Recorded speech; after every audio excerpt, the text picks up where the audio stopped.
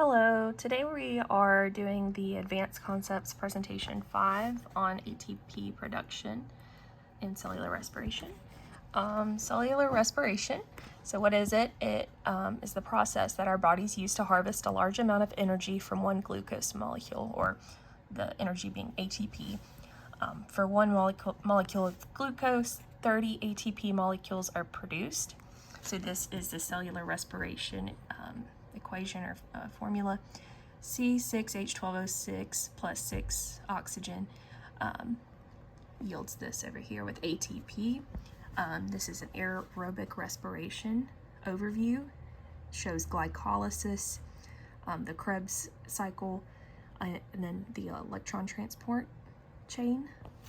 And this all, or most of this occurs in the mitochondria in eukaryotes. Okay, so here I've tabulated the ATP net gain calculations for the cellular respiration steps. So on this side over here, these are the reactions. Over here, it's categories of what's produced. So substrate level phosphorylation yields ATP here, NADH or FADH produced here, and then ATP yield by FADH2 and NADH is here. And here's the total where we'll calculate the net gain of ATP. So overall, we calculate that the net gain of ATP in cellular respiration from one molecule of glucose will be 30 ATP. So for the first reaction, we have glycolysis, and this is glucose turning into 2-pyruvate.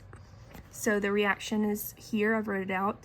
Glucose plus 2 NAD plus 2 ADP plus 2 PI turns into 2-pyruvate plus 2 ATP plus 2 NADH plus 2 hydrogen ions.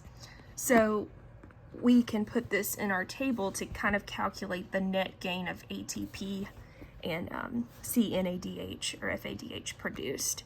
So here, substrate level phosphorylation, we get 2 ATP from NADH and FADH2. We get 2 NADH. So here, for the ATP yield, we have 2 times 1.5 produced by these. That is equal to 3 here. And so for our total, these added together, we get 5 ATP total. So for the second reaction, we have pyruvate turning into acetyl-CoA.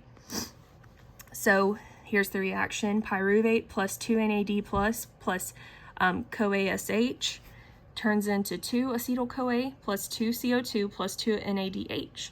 So in the table, at substrate level phosphorylation, we get 0 ATP. From NADH, FADH2, we get 2 NADH, that's shown here. So we do 2 times 2.5, that's 5 ATP yielded. And so total for this part of cellular respiration will get 5 ATP net. Oh, no. So for the third reaction of cellular respiration, we have 2 acetyl-CoA go through the citric acid cycle, and 4 carbon dioxide are produced. So the reaction is written out here: 2 acetyl-CoA plus 6 NAD plus 2 FAD plus 2 ADP plus 2 PI yields 4 CO2 plus 2 ATP plus 2 CoASH plus 6 NADH plus 2 FADH. So for substrate level phosphorylation, we get 2 GTP and or 2 ATP shown here. For NADH or FADH2, we go down, we have 6 NADH and 2 FADH2. So for ATP yield by FADH2 and NADH, we have 6 times 2.5, the yield for NADH, so we get 15 ATP produced here by NADH. And then 2 times 1.5 for the yield for FADH2, we have 3 ATP. So total here, we have 20 if we add these together for ATP from here and here, 20 ATP total. So when you add these 3 together, from these 3 reactions, the net ATP produced, you get 30 ATP. So that's the calculation table for that. Here are the steps of glycolysis. Step 1, 2, so 1 hexokinase and ATP turns into glucose 6-phosphate, and then we have phosphoglucoisomerase. Then we get fructose 6-phosphate, and this reacts with ATP and phosphofructokinase. We get in step, then after step 3, we get fructose 1,6-biphosphate.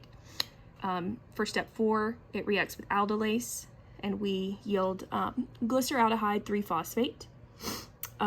For step 6, we react with glyceraldehyde 3-phosphate dehydrogenase, NADH is used, or NAD plus is used, NADH is produced. So then we yield 1,3-biphosphoglycerate. For step 7, ADP and PI and phosphoglycerate kinase react with the 1,3-biphosphoglycerate and yield phosphoglycerate. For step 8, 3-phosphoglycerate and phosphoglycerate mutase react and produce 2-phosphoglycerate. 2-phosphoglycerate and enolase react and form phosphoenol pyruvate. Then for step 10, pyruvate kinase comes in with ADP plus PI, and pyruvate is formed for the final step, for step 10. So the reactions of glycolysis that consume ATP are steps 1 and 3. So 1 and 3, you can see here the ATP. The steps of glycolysis that produce ATP are 7 and 10. So 7, see ATP is produced, and 10, ATP is produced. Steps of glycolysis that consume and produce NADH, it's 6. NADH is produced here at step 6. Steps of glycolysis that consume FAD and produce FADH, none. So you can see we don't see that here. Okay. Conversion of pyruvate into acetyl-CoA produces 1 NADH. So pyruvate reacts with pyruvate dehydrogenase and CoASH to form acetyl-CoA. You can see carbon dioxide is let off from the reaction, NAD plus is used, and NADH is produced and released. This is the citric acid cycle. So here are the steps of the citric acid cycle. Step 1, citrate synthase and CoASH, or acetyl-CoA, come in and they produce citrate. Step 2, aconitase is used and cis-aconitate is formed. Then aconitase for step 3 and H2O, or water, form isocitrate. Isocitrate dehydrogenase comes in, CO2 is released, NADH, or NAD plus 2 hydronium ions are added, and NADH plus hydronium is released. And then step 4 yields alpha ketoglutarate. And then step 5, we add in an NAD plus and a 2 hydronium ion, and NADH and H plus are released.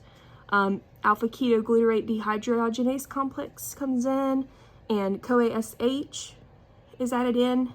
Carbon dioxide is released. Succinyl-CoA is formed. So for step 6, so succinyl-CoA synthetase comes in, and GDP plus PI come in, produce GTP, which transforms into ATP, interchanges. CoASH is let go from the reaction. Succinate is formed for step 7.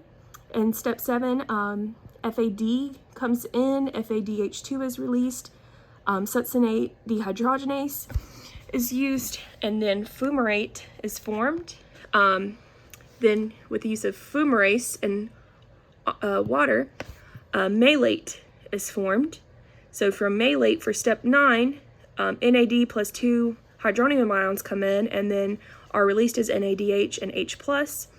Malate dehydrogenase on step 9 turns the malate into oxaloacetate, and that's the final step of the citric acid cycle. So we break it down. These are the reactions of the citric acid cycle that consume ATP. None. Produce ATP, step 6. ATP here. Consume NAD plus and produce NADH, 4, 5, and 9. 4, 5, and 9. And then consume FAD and produce FADH2, and that's step 7. Okay, and so 32 or 30 net ATP. 1.5 ATP is produced from cytosolic NADH from glycolysis when transferred to mitochondria. 2.5 ATP is produced from mitochondrial NADH from the citric acid cycle. So really the method of transport of cytoplasmic NADH to the electron transport chain determines if 32 or 30 ATP will be produced from one single molecule of glucose. And so this is cytoplasmic NADH with glycolysis, and mitochondrial NADH here in the mitochondria. And this is in the TCA citric acid cycle, and you see the NAD and NADH shuttles. So that's Advanced Concepts Presentation 5. Thank you.